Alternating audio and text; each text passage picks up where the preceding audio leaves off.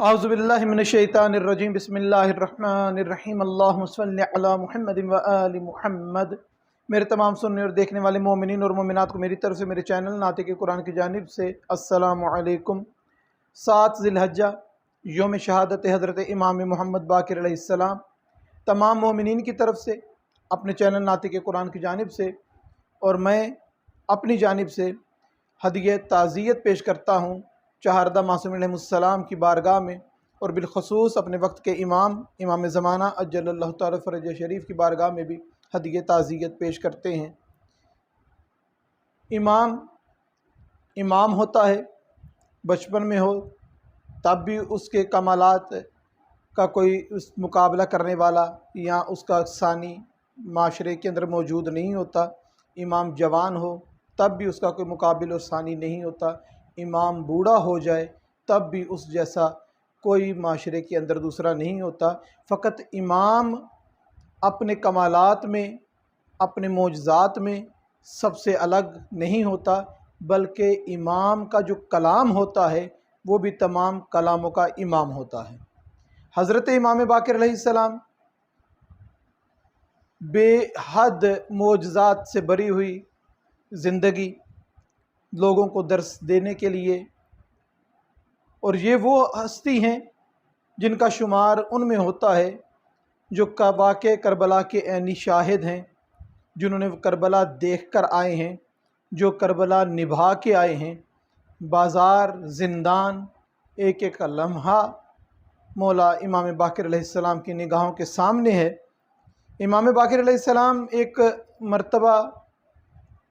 مکہ میں موجود تھے کہ لوگوں نے کیا دیکھا کہ ایک عجیب و غریب قسم کی خلقت کا انسان مکہ میں وارد ہوا ہے، اور لوگ اس کو دیکھ کے ہیبت لوگوں پہ اس کی طاری ہو رہی ہے، لوگ اس سے ڈر رہے ہیں، گھبرا رہے ہیں، جہاں جہاں سے وہ گزر رہا ہے لوگ اس کو رستہ دیتے جاتے ہیں اور وہ پیچھے ہٹتے جاتے ہیں۔ اس کے اندر عجیب کیا تھا؟ اس کے باقی حد و حال کے علاوہ اس شخص کی وہ جو انسان نما چیز آئی تھی اس کی دم بھی ایک تھی۔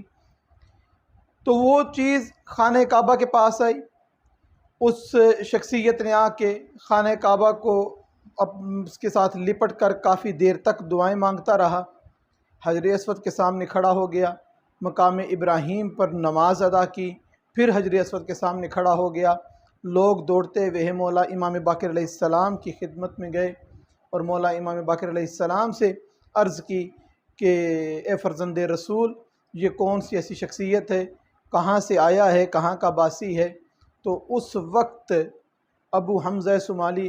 فرماتے ہیں کہ مولا نے میری طرف دیکھ کر یہ کہا، یہ ارشاد فرمایا کہ ابو حمزہ جا کے اس کو کہو کہ یہ طواف کر چکا ہے، عبادت کر چکا ہے، یہ انسانوں کی عبادت کا ٹائم ہے، یہ جنات میں سے ہے کہ اب یہاں سے ہٹ جائے کہ لوگ اس کے وجود سے پریشان ہیں۔ ابو حمزہ گئے اور اس کے قریب جا کے اس کو مخاطب کیا، امام باقر علیہ السلام کا جو پیغام تھا وہ پیغام دیا، اور وہ فرماتے ہیں ابو حمزہ کہ میں نے دیکھا کہ میرا پیغام سنتے ہی، مولا امام باقر علیہ السلام کا پیغام سنتے ہی وہ ہوا میں ایسے معلق ہو گیا، اڑ گیا، چلا گیا۔ یہ واقعہ مکہ کا ہے، یعنی مکہ میں مولا اس وقت موجود تھے جہاں کا یہ واقعہ ہے۔ لوگوں نے اپنی آنکھوں سے دیکھا کہ امام باقر علیہ السلام کی سلطنت کی حد کیا ہے، امام باقر علیہ السلام کے کہاں تک اقتدار ہے کہ جنات بھی امام باقر علیہ السلام کے حکم پر دوبارہ حرکت نہیں کرتے، بولتے نہیں ہیں، جو حکم آتا ہے مولا کا ویسا ہی کام کرتے ہیں۔ یہ انسان سرکش ہے، انسان باغی ہے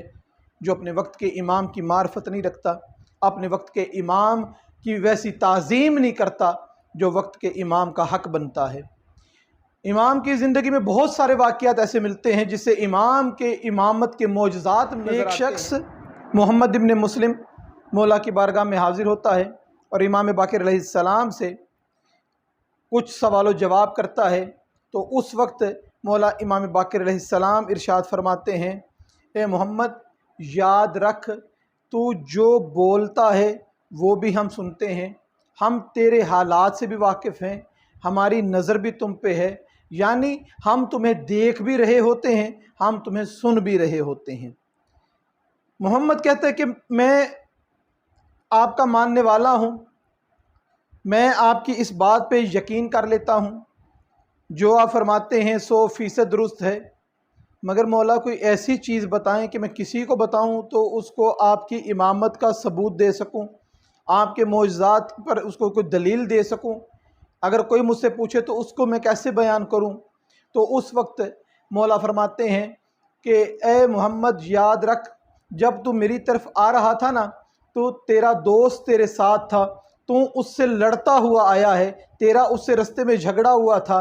وہ حیران ہو کے پوچھتا ہے مولا آپ کو کیسے پتا، آپ دیکھ رہے تھے؟ مولا نے فرمایا کہ ہاں، ہم جو کچھ خدا چاہتا ہے ہم دیکھتے بھی ہیں، ہم سنتے بھی ہیں۔ کہا مولا جی کیسے ہو سکتا ہے، آپ کیسے سنتے ہیں؟ کہا کبھی پروردگار ہمارے دل میں بات ڈال دیتا ہے، کبھی ہمیں آوازیں سنائی دیتی ہیں، اور یہاں تک مولا نے ارشاد فرمایا کہ وہ معقل، وہ جن جو پروردگار نے ہر فرد کے ساتھ رکھا ہے، وہ ہمیں اس فرد کی مکمل اطلاع دیتا ہے کہ کون شخص ہے، کیا کرتا ہے، کہاں پہ آیا ہے، کہاں سے جاتا ہے، وہ تمام اطلاع ہم تک پہنچتی ہے۔ بالکل ویسے ہی جیسے مولا امام علی رضا علیہ السلام ارشاد فرماتے ہیں کہ ایک وقت ایسا بھی آتا ہے کہ تمام عالم کے افراد کے نامہ اعمال ہمارے سامنے پیش کیے جاتے ہیں۔ اسی طریقے سے امام باقر علیہ السلام کو یہ جو علم ملا تھا، مولا باقر علیہ السلام فرماتے ہیں یہ انبیاء کی وراثت کا وہ حصہ ہے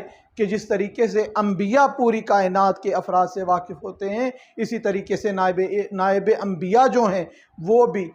پوری کائنات کے عوام سے واقف ہوتے ہیں، ان کو دیکھ بھی رہے ہوتے ہیں، جب چاہتے ہیں سن لیتے ہیں، جب چاہتے ہیں ان کو دیکھ لیتے ہیں۔ ان کے نامہ اعمال وقت کے امام کے سامنے آ جاتے ہیں۔ نامہ اعمال کا